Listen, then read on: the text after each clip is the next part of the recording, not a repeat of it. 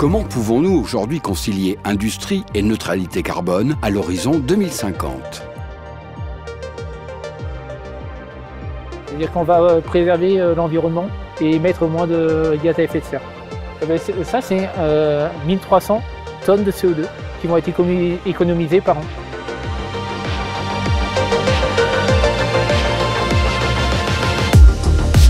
Le site de Roumazières est le plus gros site de Terreal. C'est l'un des plus importants aussi en Europe. On est installé ici sur une surface de 40 hectares avec 12 hectares de bâtiments couverts. Notre capacité de production, c'est 430 000 tonnes par an.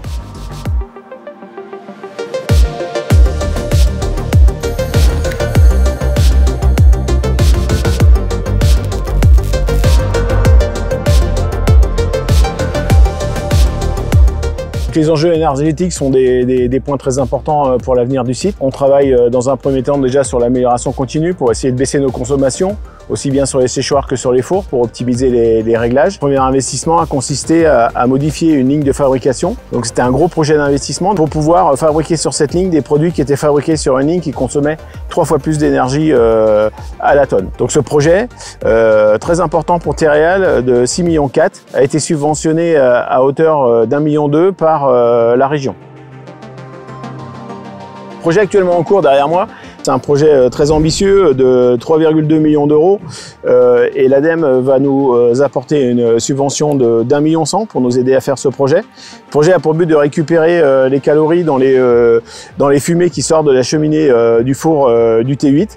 On va installer un échangeur de chaleur fatale pour récupérer des calories et pouvoir les injecter dans le séchoir et limiter notre consommation de gaz direct qui nous servait à chauffer ce séchoir.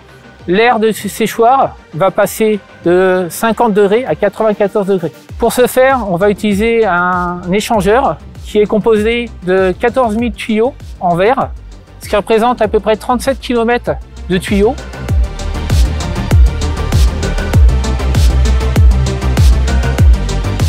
Avec ce projet, nous comptons gagner 7 gigawatts de consommation de gaz, soit 1300 tonnes de CO2, ce qui représente 735 voyages aller-retour Paris-New York.